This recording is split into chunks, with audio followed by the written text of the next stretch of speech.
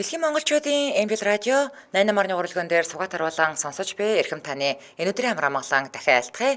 7 өдрийн бүрийн даваагаас баасан гаргийн цаг мөчөд радион 3 дугаар студиэс үчийн хачир нэвтрүүлэг маань эрхэм сонсогч танд шууд хүрдэг. Яг Улаанбаатар хотод 18 цаг 13 минут болсон. Өнөөдөр 2024 оны 9-р сарын 26-ны пүрэв гаргийн үчийн хачир нэвтрүүлэг хайрын түүхээрээ эрхэм сонсогч танд хүрэхэд бэлэн болсон байна.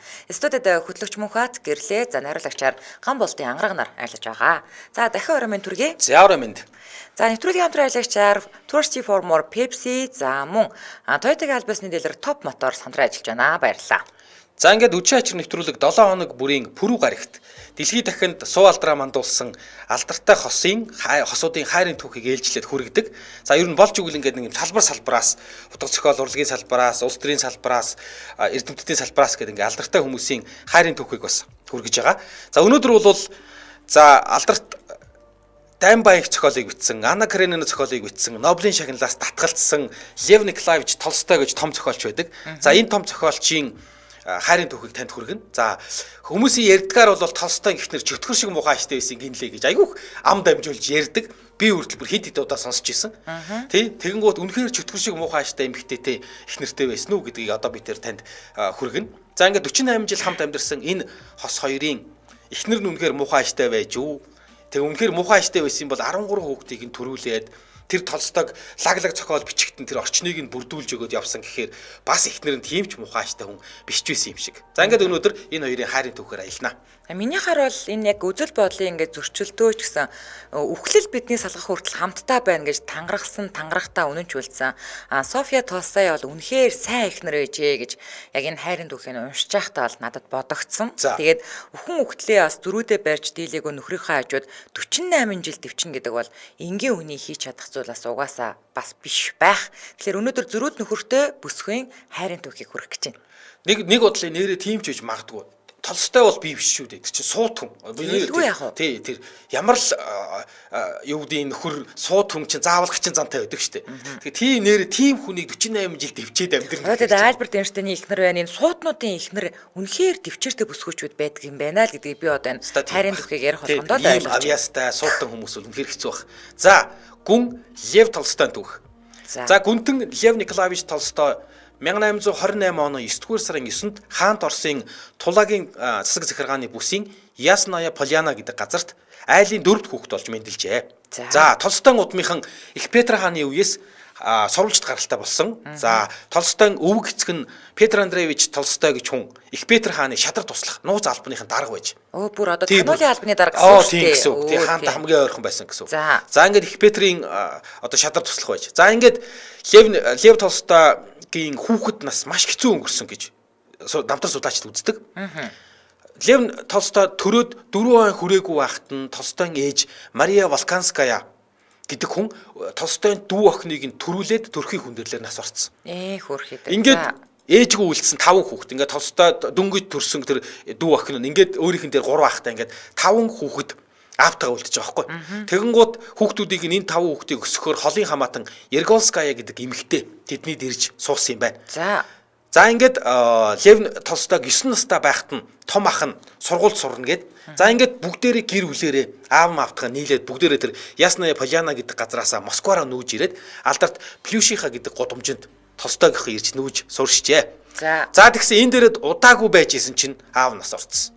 Ингээд бүтэн хүн чинь болчихж байгаа. Ээж нь нас ороод удаагүй байжээс нь аав нас ороо. За ингээд бүтэн хүн чинь болцсон. Ингээд гэрийнх нь өмч хөрөнгө, хүүхдийнх нь эрх ямбыг заах ажил, ээжийнх нь төрсөн дүү гүнгийн ах хатан Александра Остен Сакин гэдэг ийм бүсгүйд шилжээд тэгээд нөгөө эмэгтэй чинь буцаад Москвагаас нөгөө дүүлээ чинь нүүлгээд буцаад Ясная Поляна руу дуудсан. За ингээд Лев Толстой Ясная Полянад 1840 он хүртэл буюу 12 нас хүртэл амьдраад дахиад нүүх болсон. Яасан гэсэн чинь нөгөө нэг харж ийсэн гүнгийн хатан Остен Сакин гэдэг ээжийнхэн дүүн буюу нах зэг чинь нас орцсон. Ингээд дахиад харах хүн байхгүй 5 өнчөө хүүхэд юуны аавынхаа төрсөн дүү болох Казанд байдаг Юшкова гэдэг айлд очсон. За ямар хэцүү юм бэ тийм нэрээ. Ингээл харсан хүн болно. Ээж аав нас ороод харж ийсэн ээжийнхэн дүү нас ороод одоо аавынхаа дүүдэр очиж байгаа. За ингээд ер нь өөртөө бол нөгөө аав нь том баян язгууртан байсан болохоор өмч хөрөнгүүл ингээд ажлын газартаа өмч хөрөнгөтэй байсан. Гэхдээ багтаа ингээд нөгөө нэг айлаас айл дамжиж өссөн. Хожимо Лев Толстой өөрөө ч гэсэн үүнээс болж би ингээ нөгөө гэртээ бүгдэг ийм юутай болсон гэж бичсэн байт юм билээ. Ааха. Манайхан би одоо ингээд Лев Толстой гэхээр надад нэг юм боосон сахалтай нэг амар хүн бодог. Тэгсэн чинь бицсэн манайхаас бицсэн байл та залуудаа ямар дайжгүй царилэг залуу байсан юм байна. Орж ирээд хараараа нэрээ бүр би бүр хараад бүр шок. Үе ийм залуу байсан юм уу гэж бүр ботсон штеп бүр. Тэгсэн энэ нөгөө очисон аавынх нь аав гах нь болох тэр Юшковынх Казанда маш алдартай баян айл байсан. За тэгсэн тэднийх болохоор юусэн ингээд одоогийн хэлээр бол байнга пари хийж идэг ийм айл байжээ. За. Тэр айлын эзэгтэй Юшкова гэж хатагтай 6 цэнгэл дуртай. Байсагаал ерөөс ингээл одоо шоу одоогийн хэлээр шоу цэнгээ хийдэг байж. Тэгээ бүр энэ талаар Толстой өдрийн тэмдэглэлтийг биччихэ. Хөөхий авууг минь гэж байгаа нэг авууг. Хөөхий авууг минь гимгүүч юм да чааваас. Гим нь намайг гэрэлсэн эмэгтэйтэй уулзуулахыг л хүсдэг байлаа гэд тэгж бичсэн. Тэгээ Казанд ирээд авахындаа ирээд одоо л нэг суурь оллоо гэж байгаа шиг. Ер нь бол Лев Толстой тэр нөгөө нэг наргаан цэнгээ дуртай, байнга наргаан цэнгээ болдог гэсэн авгахынхаа наргаан цэнгээд жинхэнэ утгаараа живсэн гэж өөрөө ч гэсэн бичдэг гэв. Тий. За тэгээд ер нь бол тэгтээ айгүй сонин. Өөрөө ингээ нэг тийм царайлаг бол биш. Одоо тэр мундаг одоо язгууртан залуучийн хадуу царайлагтай ордгоо гинэ. Тий, ямар ч байсан нөгөө боосон сахалтай төсөөжөөс бодвол басч хийж бас хац марц хуурц бас тайжгүй залуу байсан байх. Ер нь нэг тийм дүнсгэр ер нь нэг юм ярьдгүү гэсэн юм маш цоригсон хурц харцтай ойртоод очивол ингээд баг аюултай ч юм шиг тийм төрхтэй залуу байсан гинэ. Тийм тэгэхээр ингээ хүмүүс төдийлөн тийм нийцтэй биш. За ингээд өөрөө маш их бичдэг, баян тэмдэглэл бичдэг. Тэгээ номыг уншдаг. Тэгэл амьдралынхаа энэ үес одоо Америкийн Бенджамин Франклин гэж одоо Америкийн эцгүүдийн нэг гэдэг энэ хүнийг дуурайж өдрийн тэмдэглэл бичиж эхэлсэн. Тэ ийм юм байна. Тэгэд энэ үед бол авгагч нь энэ хиний Толстойн ах эгч болоод Толстойг маш сайн гэрийн боловсрол эзэмшүүлсэн гэд. Франц багш Сейн Томас гэдэг хүнээр хичээл заалгаж байгаа. Дараа нь Герман багш Расселман гэдэг хүнээр хичээл заалгасан. За ингээд ер нь бол гэрийн маш өндөр боловсрол эзэмшсэн. Тэгэд Лев Толстой 16 настай байхдаа ах Николай, Дмитрий, Сергей нарыгаа дагаад тухайн үед маш алдартай байсан. Казаны эзэн хааны их сургуульд илссэн юм байна. Бүр илсгээр шийдсэн. За ингээд 1844 оны 10 дугаар сарын 3-нд Лев Толстой их сургуулийн дорн дахны араб, турк, уран зохиолоо ингээд өөрийнхөө сургалтын төлбөрөөр хуваараа төлөөд ингээд оюутан болжээ. За тэгээ энэ үед бол том сонгодгуудыг маш их уншсан. Шарл Монтескью, Жан-Жак Руссо нарыг уншсан. За тэгс нэг юм факт байна. Сургуулийнхаа эзэлтийн шалгалтанд бүстэ маш өндөр оноо авсан. Багш нар нь бүр баярлаад ингээд ийм гоцгоод оюутан орж ирлээ гэл. Манайд ийм супер оюутан орж ирлээ гэд баярлаад. Тэгсэн нөгөөх нь хичээлдээ сууддаг, ном уншаал ичдэг. Бараг хичээлдээ суух. Тэгээд нэгдүгээр курстэй ингээд олигтой хичээлдээ суухгүй тэгээд өдөр шөнөгүй ингээд хичээлтэй нь хамааралгүй ном уншаа суугаад байдаг. Тэгээд нэгдүгээр курсийнхээ юм шалгалтанд унаад эхний одоо семестртээ. Тэгээд дахиад нэгдүгээр курсын курстэй сурахаар болсон юм байна. Чамайг одоо ингээд улираана гэд. Тэгэнгუთ нөгөө нэг чинь зөрүүд зан хөдлөд. За тэгвэл би өөр курст орчие даа гэд хуулийн факультетийн нэгдүгээр курс шилжиж ороод. За хуулийн семестр хуулийн нөгөө ангита 2 жил сураад тэгээд сургуулаа хийцэн. Хайсан шалтгаан ерөөсөө өдөр шөнөгүй байнга юм уншдаг. Байнга ном уншаад байждаг. Тэгээд ерөөсөө тэгээд сүүлдээ сургуулаа орхиод тосгондоо гэртээ очиод тэгээ хаалгаа хаагаад тэр чи одоо нөгөө хамчлагтай хийх юм байхгүй баян хүн чинь. Хаалгаа хаагаад лав ариал тэгээд аль өдөр шөнөгүй ном уншаа суучдаг. Тэгээд нөхөр тэр сургуулаас гарсан шалтгаанаа би сурмаар байна. Гэхдээ энд биш гэж хэлээд сургуулаа хийцэн. За. Тэгээд маш сайн сурсан юм билээ. Хамтран аялагч ярьчаад өргөжлөлт хийх үү. За Улаанбаатар хотод 18 цаг 22 минут болсон нэвтрүүлгийн хамтран аялагчаар Toyota-гийн альбасны дилер Top Motors хамтран ажиллаж байгаа. За та Япон автомашина дугаартай борлуулах чинь Toyota Motors туслана. Таны машин 2018 оноос хойш худалдаа авсан буюу 7 жил доторх насжилттай. За 100,000 км хүрээгүй гүйлттэй. 100,000 км-ээс доош гүйлттэй бол Toyota Lexus маркийн автомашиныг Top Motors-ыг таны өмнөөс зарж өгнө. Гэтэ энэ юуштэ дан ганц машина зарах гад байгаа хүнд ч хэрэгтэй юм биш.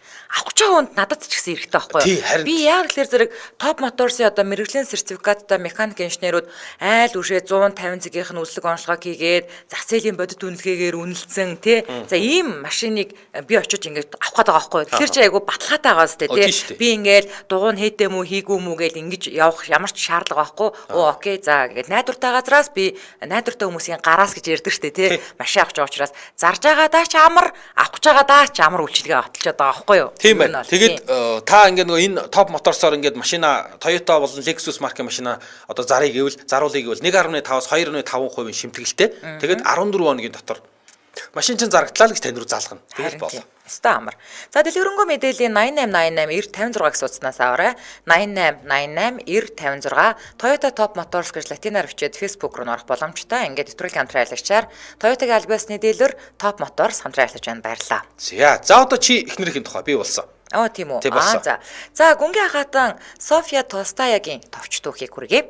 За гүнгийн хаатан Софья Андреевна Толстая 1844 оны 9-р сарын 3-ны өдөр Софья Берс болон Балт Герман гаралтай Андрей Берси охин болон мэндэлсэн. За Берсийн гэр бүл бол ийм дундаж хэдий ч сурвалжит гаралтай гэр бүл ахгүй юу? За аавынхаа талаас Германы сурвалжит гаралтай, ээж нь харин юм худалдаачны гэр бүлээс гаралтай байсан.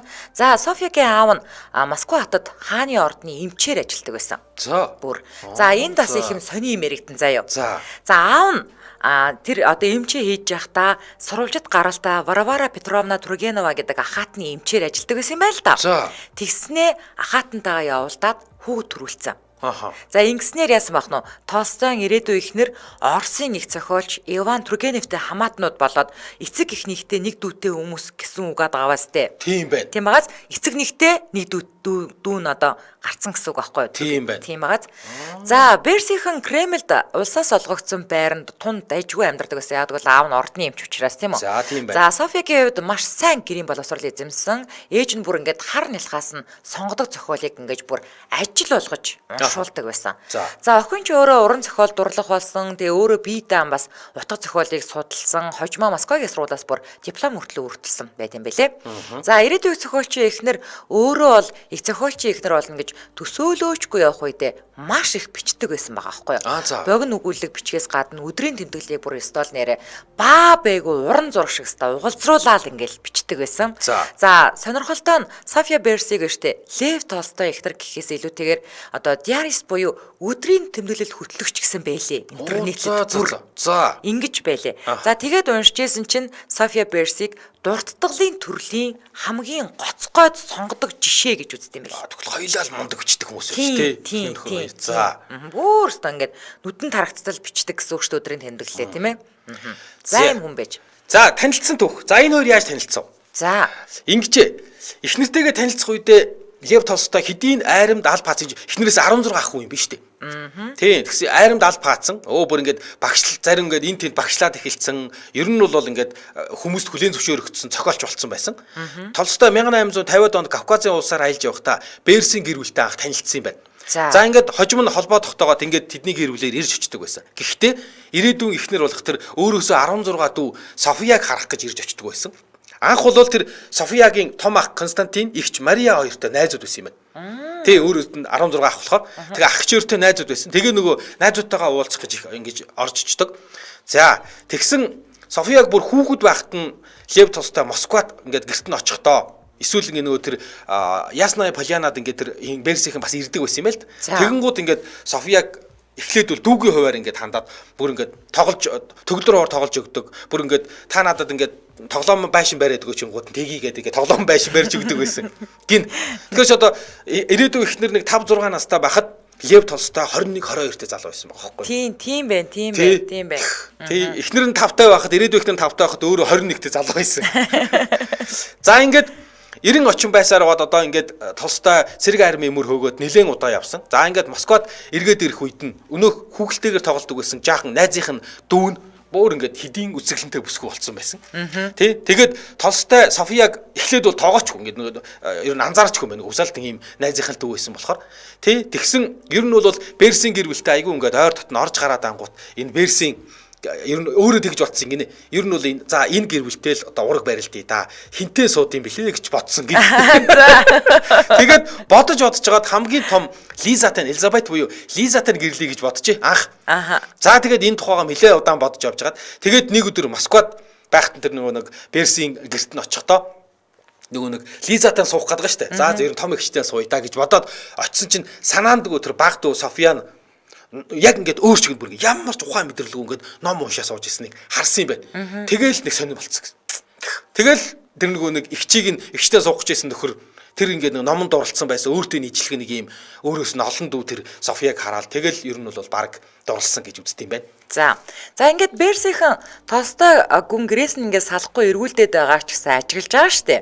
За тэгээд нөхдүүд болохоор Берсийнхэн болохоор юу гэж батсан бэ гэхээр нөгөө нэг тэр том ах их хоёртой найз байсан гэсэн шүү дээ. За энэ ойр дотноор нь одоо Мариета суух гэдэг юм болов хэрвүүгүй.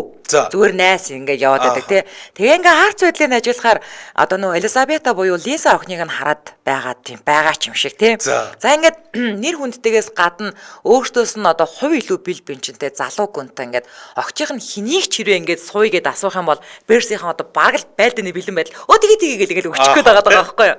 Тэгээд өөрөө бас баян гэр бүл төрж өснөөс гадна Лев бол одоо хэдийн карьераа хийцэн те олон танигдаад хүндлэгдсэн ер нь бол ямар ч үхэн шууд заа гэд суухаар тийм сайхан залуу яг болчихсон байсан. Одоо нэг эр хүнийг сайхан нас биеинд хүрнэ гэж байдаг шүү дээ те. За ингээд 1862 оны 8 сард шийдэ гаргасны дараа залуу хэд хоног явж байгаад эргээд ирсэн чинь Берсийн огтийнхоо нэгийг одоо гүнтэнтэй гэрлүүлэх санаагаа гүйцэлдүүлэхийн тулд бүр баг албаар бүжгийн цэнгүү хийсэн гинэ. За тэгэл цэнгүүний үеэр эрч нараасаа илүү энгийн яриатай маш гүн гүнзгий бодолтой одоо Софиатай бүжиглээл шууд дурлцсан гэдэг юм лээ. Одоо нөгөө ихлэ харцсан байгаа шүү дээ тий. Тэгэл шууд дурлцсан гэдэг юм байлээ. За ингээд 9 сарын 16-нд Толстой гүн ирж эцэг Берсээс охин Софьягийнх нь гарыг гуйснаад зохиолч юм болохоор бас охиноос нь гуйсан гуйлт нь хүртэл аягүй тийм утга уянгатай. За одоо ингэж гуйсан маа. За шулуухан шудраг хариуга хилээч эхнэрөнд болохыг хүсэж байна уу та? Энэхэн зүрх чинь бүхэлдээ булиглан догтолж байвал та тийм гэж хилээч. Эсбүгөөс үгүй гэж хэлэхтэн. Үнэн зүрхэнд чинь өчүүхэн төдий эргэлзээ байгаа л бол өөрт минь зөвшөөрөх хэрэггүй. Үгүй гэдэг хариуг сонсоход хэцүүч бурхны нэрээр андгаалъя. Би даван гарах болно. Тэгсэн чинь София зөвшөөрөөгүй. За ингэж хичээлөө. Би ч одоо зүгээр шууд тгий гэх байл гэж бодсон шүү дээ. Нөө зөвшөөрөөгүй. За тэгээд ингэж хариулсан. Софи юу гэж хариулсан гэж? Эр нөхөр минь намайг над чиг хайрлахгүй гэвэл зүрх минь шархлах байх та. Үгүй. Ингэж хэлсэн заяа. За тэгсэн чинь нөгөө Толстой ч бүр маар өөртөө итгэлтэй бүр яг одоо батаараа гэрлэн суuna гэж бодсон байсан чинь гэрлэх суух хүн зөвшөөрөхгүй байхаар одоо ямар олиг авах вэ? Тэгээ яаж яах нөгөө гидих тусам Лев бүр охинд улам илүү их гэх нөгөө нэг татагдаад. За ингээ бүр аргаа орсондоо ингээд Лев за би чамд одоо ингээд тэгвэл бүх амьдралаа дэлгийа гэ тэ. Софиад нөгөө амьдралаа ингээд нямбаалан хүүрэнсэн өдрийн тэмдэглэлүүдээ бүр өгсөн. За чи юу ч чамаас одоо надад буруух юм байхгүй чи энийг ингээ бүлийн унш гэв. Тэгээ энэ нь бол ерөөсөө яг зүрх сэтгэл минь үнэн гэдгийг нотлохын тулд би чиний өмнө одоо ямар ч нууцгүй зогсохыг хүсэж байна гэж бүр ингэж хэлсэн байгаа байхгүй юу. За хоёулаа дэмжээ аялагч ярьчаад өргөжлүүлье. Улаанбаатар хотод 18 цаг 31 минут болсон. За нэвтрүүлгийн дэмжээ аялагчаар Electrolyte компани хамтран дэмжиж ажиллаж байгаа. За цахилгааны Орос улс цахилгаан хангамжийн холбогдлолтой бараа хайж байгаа бол 9 сарын 24-өөс 10 сарын 8-ны хооронд болох электромаркет дэлгүүрийн зад хямдралыг та зориорой. Гадна дотор бүх төрлийн кабель утас, автомат шийд, самбар, Care брендийн гэрлүүд, Diderot брендийн унтраалга, розетик, цахилгааны тоолуур, Орос галын тохиолдол гээд бүх юм бий. За сонгогдсон бараа 70% хүртэл хямдралтай гэж. За ингээд утасныхын дугаар 70 18 16 17 91 91 16 17 78 11 70 би юу гэсэн 70 гэсэн үү? Яна уучлаарай. 78 11 16 17 91 91 16 17. За ингээд нэвтрүүлгийн дэмжээ аялагч Electrolyte компанид баярлалаа. За үчийн ачаар нэвтрүүлэг радиогийн 3 дугаар студиэс хайрын түүхээрээ үргэлжилж байна. За өнөөдөр Лев Толстойгийн хайрын түүхийг ярьж байна. За ингээд ерөөсө тэмдэглэл дээрээс нь бол Толстой мөрөдөө тоглоом донцсны тий солгоогүй хүүхнүүдтэй явуулцсны за бүр тариач охин Оксанягаас хүүхдтэй болох гэж байгааг нь хүртэл София мэдсэн. Тий ингээд мэдчихэд цочирдож ингэж балмагдаал пүү па болоогүй. Зүгээр харин ч бүр маш тайвнаар гэрлэх саналтанд зөвшөөрсөн. Хоёулаа л ер нь аюу сонио итгээд хүмүүс юм биш үү те. Харин тэгээд яг ингээд нөө өөрийгөө ингээд бүрэн нээлттэйгээр ингээд одоо би чамд үнэхээр их итгэж байна ингээд бүр шууд бүх амьдралаа ингээд чамд дэлгэж байна гэдэг ингээд өдрийн төлөвлөлөө өгөхлөөр айгу гоё санагдсан л авах л та. За ингээд София Берс 18 настайдаа Москвагийн тэргүүн шахуу сурвалжит гэр бүлийн гүн залуутаа суухаар зөвшөөрчээ. Энэ үед Лев Толстой одоо яасан бах нь 34 настай ах нь байсан байна тий. Ингээд Софияг зөвшөөрснөөс хойш 7 хоногийн дараа буюу 1862 оны 9 сарын 23-нд хурим болсон. Тэгээд зогсоо зайгүй хурим шавдуулах залуу гүнтнээс Берс дээрсийнх ингээ баг айсан гинэ ямар амар юм бэ гэдэг. Харин Толстой хувьд бол яг энэ үед бүр ингээд хүүхэд наснаасаа нөгөө учрна гэж мөрөөдөж байсан тэр эмэгтэйгээ эцэст нь яг нэг юм олсон болохоор түнгүүгээр нэг ч хоног амьдрахыг хүсэхгүй байх гэж бүр ингээд тэмдэглэл дээрээ битсэн байлээ. За, ээжигээ их талцснаасаач тэрүү ээжийнхээ тухай бүр түрхэн сонсож байсан дурсамжаараа эхнэр минь ийм хүн байх болно гэж төсөөлдөг гэж. Толстой үнэн халамжтай сайн хань ижил гэхээс илүүтэйгээр яг адил үзэл бодолтой, тэ уран зохиолд хайртай, бурхнаас өгсөн тийм бичин туйрах бэлгийг нь одоо нандинаж чадах хүнийг л хайж исэн. За, тэр хүн нь ч гэсэн София мөн байсан. За, ингээ 18 настай охин их хотын амьдралыг ардаа орхиод сурч боловсрох хүслээ гээгээд ганган чамийн хувцснаас татгалзаж зохиолч эр нөхрийнхөө онгодыг хөглөхөөр аслаг зэлүүд хөдөөг зорсон нь энэ байлаа. За, энэ үеийг Толстой хувьд амьдралынх нь хамгийн аз жаргалтай гэгээлэг үе байсан гэдэм байлээ. Тэгээд хайртай эхнэрийнхээ хажууд одоо бичин зурхаас гадна зохиол бүтээлүүд нь алдаршиж өөрөө алдар хүндтэй болж байгаа нь тэр мэдрэмжээсээ ирэх таашаалыг тий амьдралын тэргүүн таашаалуудын нэг гэж Толстой бүр өөрөө нэрлэж исэн. За, ядаж байгаад эхнэр нь нөгөө өөрөө уран зохиол тайртай хүн болохоор нөхрийнхөө одоо гар бичмлийг эмгэллэх, за тэр захиа занаанд нь хариу өгөх мэтэр ажилд нь тусалсаар одоо ер нь нэргүүл боловч яг л тийм нарийн бичигтэй гарынх нь туслах болсон гэсэн үг шүү дээ, тийм ээ. Тийм ээ. Ер нь энэ Оросын том зохиолч дандаа эхнэрүүд нь ингээд юу гэдэг нэг гар бичмлийг нь хуулдаг. Достоевский эхнэр бас тэгсэн байсан. За ингэсэн. За ингээд бал сармар тэр ингээд нэг гоё таашаалууд нь явж исэн. За одоо нөгөө энэ айхтар суутнуудын ааш нь гарч ирнэ. За ингэж байна. 1863 онд Лев Толстой эхнэр София хоёр анхны хүү Сережага үлгэдэж авлаа. За яг энэ үед Толстой Даймбайн харманаа бичиж эхэлсэн. За тэгсэн жирэмсэн байхдаа ер нь бол София гэр орны ажлаа хийгээл өөрөө гэр орны ажлаа хийгээл за тэрнээсээ гадна нөхрийнхөө одоо уран зохиолын ажилд нь тусалсан хэвээрээ байсан. За бүр ингээд гар бичмлүүдийг нь өөрөө хуулбарлаж бичиж өгдөг байжээ. Тэгээд ингээд нөх хүүн анхных нь хүүн төрлөө. За тэгсэн хүүн төрөөд гэсэн чинь анхны жижиг маргаан дэгдэж эхэлсэн ингээд. Яасан гэсэн чинь София хүүгээ төрүүлсэн анхны хүүгээ төрүүлсэн чинь хүүнд нь сүү ардгүй гинэ. Чаасаа. Тэгсэн чинь хамжлагт өөрөө ич том одоо язгууртай хүн том хамжлагт ардтай шүү дээ одоо. Тэгэнгүүт нөгөө хамжлагт ардаасаа ийм сүүтэй асрагч авъя гэж хэлсэн юм байна. Өөрийнхөө л одоо хамжлагуудаас ч тэрний саа хамаагүй газар шүү. Тэгсэн чинь Лев Толстой энийг сонсчоод шууд үгүйсгэсэн. Цаан чинь тэр хүний чинь хүүхэд цүүгүү үлддэм байгаа үсттэй. Чамайг ингээд чи сүйдээ их гэж дуудаад ирэхээр тэр хүний чи хүүхдтэйгээ сүүг үлддэм байгаа сте ихгүй үлддэм байгаа сте гэж их нэртэй чанга дуугаар намжирдсан гин. Яг ингээд хэлэхдээ София нөхрөөсөө зөрөөчгүй. Тэгээд үгэнд нь ороод за ингэх ёстой юм байлгүй тэгээд. За ингээд энээс хойш ингээд нөгөө Лев Толстой гэртээ дөрмөд зохиож эхэлсэн. Тэгээд ингээд дөрмөд зохиолж эхлээд ер нь бол энэ 13 хүүхэдтэй болсон юм байлээ. Харамсалтай нь 13 хүүхдийн 5 нь багадаа эндсэн. Ер нь тэр үед хүүхдүүд маш их энддэг байсан хүүхдийн эндэгдэл. Тэгээд үлдсэн 8 хүүхдийн нэг болох Лев Львович Толстой гэж хүний үр удам нь одоо 300 гаруй хүмүүс дэлхийд даяар байдаг гинэ. Тэгээд энэ тэр Лев Львович Толстой буюу Толстойн хүү тэр Толстойн үр удам 2 жилд нэг удаа тэр Ясная Полянад ургийн уулзалтаа хийдэг гэнэ. Одоо ч гэсэн цуглаж.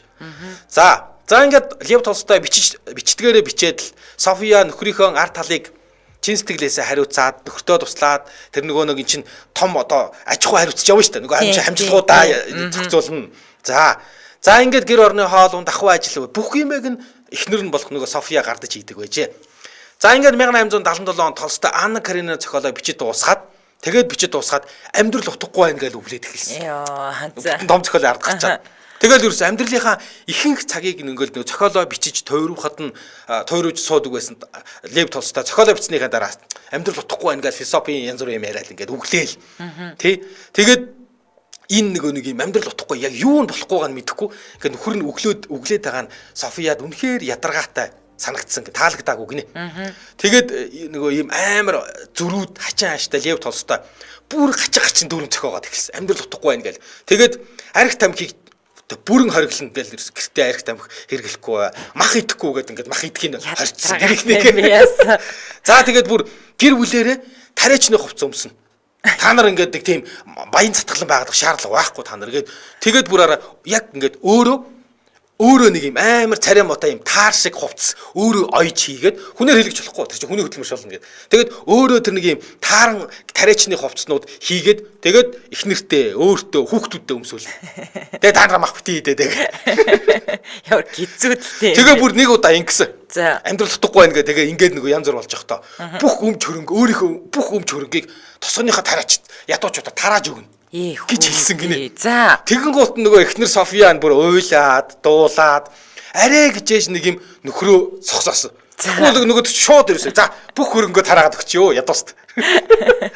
Тэгээд яг энэ үеийг София Толстая өдрийн тэмдэглэл дээрээ энэ хүнтэй хамт амьдрна гэдэг бол амьдын тамаас дор байна гэж ингэж гасалж биччихсэн гинэ. Тэгээд би энэ хүмүүсийн өмнө шаналж байна зү буруутай гэл. Тэгээ эхнэрийнхээ өмнө амьдралыг нь авч явдаг эхнэрийнхээ өмнө нэг ч. Тэгээд яг ингээд нөгөө өөрийнх нь төлөө бүхий л амьдралаа зориулсан эхнэрийнхээ өмнө гимшээгүй байтлаа босод бүх хүний өмнө гимтэй загнаад байгаа нөхрөө ясандаа нөхртөө ясандаа тултал гомдож байгаагаа София Толстая өдрийн тэмдэглэл дээр бичсэн байдаг. За энэ мөгийн София гэдэг нь бол Европ аялах шүү. Яг Оросоор дуудах юм бол София гэж дуудах хэрэгтэй. Ядаргаа.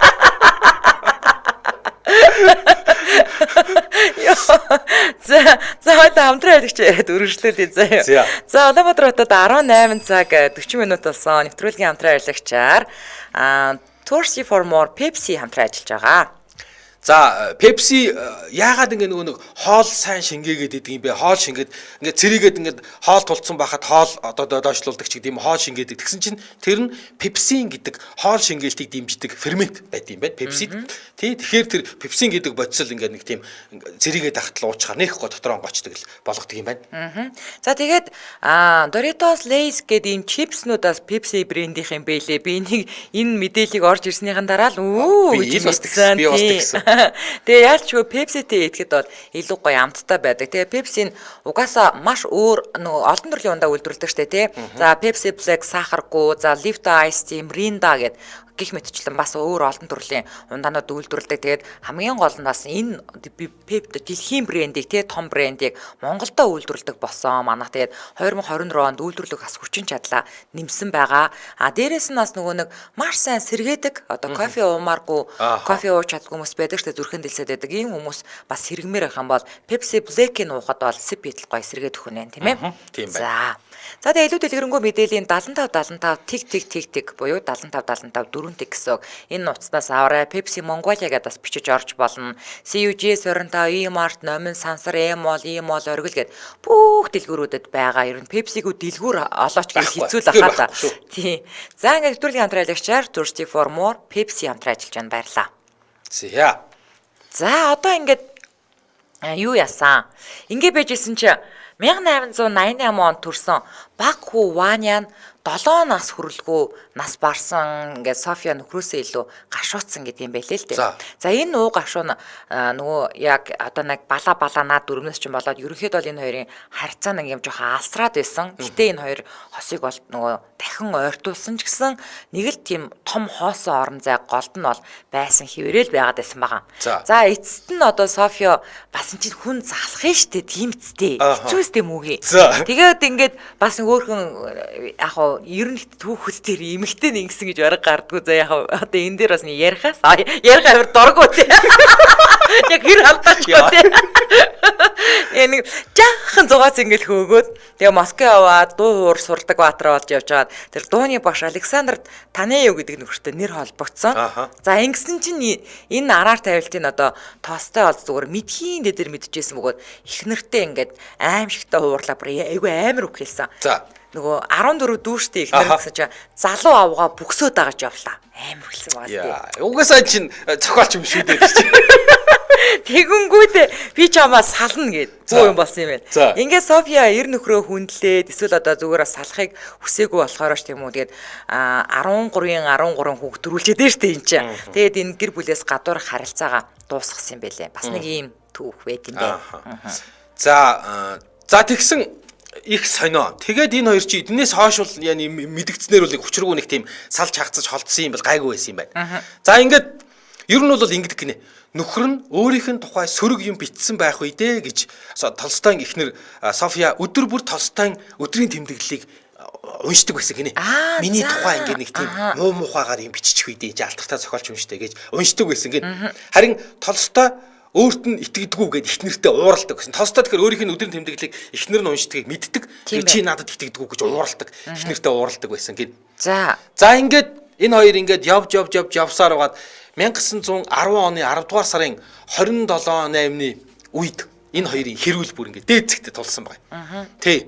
За ингээд бүр дээд зэгтээ тулаад хэрэлдээд тэгэд Толстой өөрийнхөө ий тогшлоо аваад би чамайг орхилоо хаялаа гэд тэгэд хаяад яваад гэсэн. Бүрүү. Тий, шууд хайчаа явцсан. За явахдаа ийм загтал үлдээжээ. Чамд хайргүй болсондоо явсан гэж чи бодож болохгүй. Би чин зүрхнээсээ чамаагаа хайрлаж сэтгэл минь шимширдэг. Гэхдээ би бодлоосоо давсан үйлдэл хийж үл чадна гэж үтсэн баг.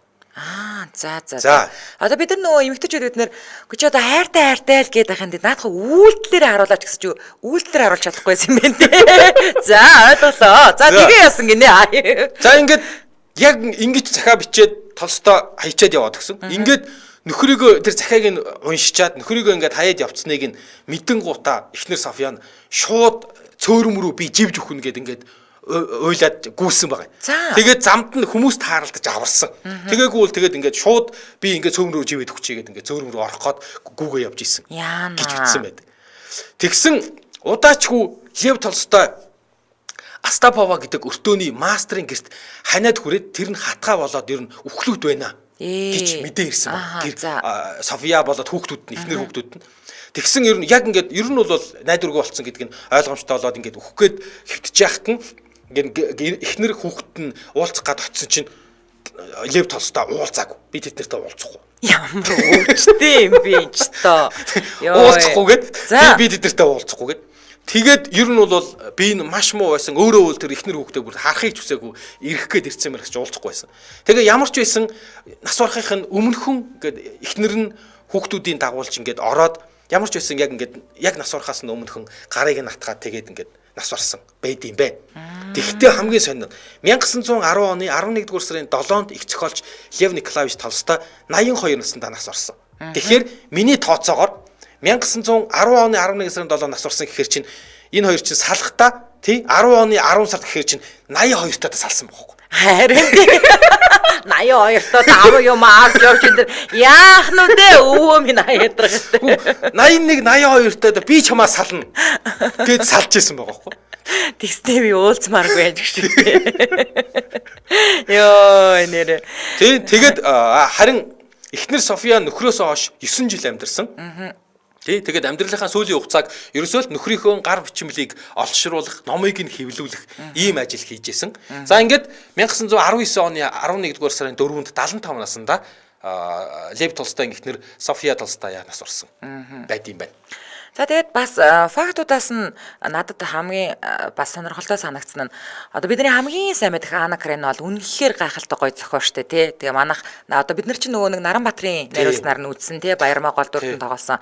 За энэ зохиолоор бүр үнэхээр маш их мөнгө олсон. За тэгтээ ихэнхийн ядуу хүмүүс тарагдчихдаг байдаг. Мөнгө ерөөсөө пум гэж тараад өгсөн. Харин тий ер нь бол энэ Толстойн энэ үзэл Махатма Гандид нөлөөлөд Махатма Ганди цаашгаа Мартин Лютер Кингд нөлөөлсөн гэж явдаг. За дээрэс нь баанаснасаа эхлээд нөгөө нэг тэр хүзэр шомо гэл ингээл нэг юм аз өрсөн тоглоомуудад нөхөр дуртай байсан. Тэгээ харамсалтай насан турш өнөөс мөрөдө тоглоонд бүр толгоогоо мэдүүлсэн гэж байгаа. За тэгээ энээсээ болоод бүр их хэмжээний өрөнд унсан гэж байгаа. Тэгээ бүр өөрөө өрөөд арахын тулд гэр бүлийнхаа эдлэнгээ хүртэл зарсан байдаг. Сони Достоевский бас кинон дээр ч хүрт гардаг мөрөдө тоглоомонд донтоод бас хүүхэд нас ордог. 6 акт кинон дээр. Лев Толстой залуу байхын нэг юм нөгөө юунаас татгалздаг штэ Нобелийн шагналаас тий тэгээд яагаад татгалцсан гэж маш олон хувилбар байдаг. Гэхдээ тэр дагаж ирж байгаа их мөнгийг нь би одоо яаж өрнө гэж бодохоос айгаад. Тэгээд татгалцчихвал амар тэр мөнгө надад ирэхгүй. Тэгээд мөнгө бол ерөөсөө хүнд хор хөнөөл авчирдаг. Мөнгө хизээч хүн сайн сайхан юм авчирж байгаагүй. Гэтэ эн чинь мөнгөөр тутагж үзээгүй шүү. Тэ хамгийн гол нь эн чинь нэг удаа ингээд нэрийн төвшөлөд орхичаагүй бүр 1902, 3, 4, 5 гэдэг ингээд 4 жил дараалуулад нэр дэвшүүлэхэд 4 удаа татгалсан гэсэн үг шүү дээ эн чинь. Амар байгаас тэ. Тэгсэн Лев Толстой бүр залуу байхдаа ингэсэн юм байна. Залуу байхдаа Кавказд цэргийн алба хааж байхдаа гигэн одоо цэргийн нөгөө одоо гавья байгуулад гигэн Жорж одон гэдэг ийм одон хүртгэхэр болжээ. За тэгсэн чинь өөрөө энэ шагналаа авахгүй харин энгийн нэг тариачин гаралтай залууд шилжүүлсэн гинэ. Яагаад гэсэн чинь гигэн Жорж одон насан туршид нь тэтгэмж дагалддаг байсан. Энэ одон авахгүй юм бол насан туршдаа тэр тэтгэмж дагаж одоо шагнал ирдэг байсан юм. Тэгэн гот би тэргүү надад хангалттай хөрөнгө байхад энэ ядуу залуу энэ тариачин цэрэгт хэрэгтэй. Тэгээ энэ шагналт надад биш тэр хүнд хэрэгтэй.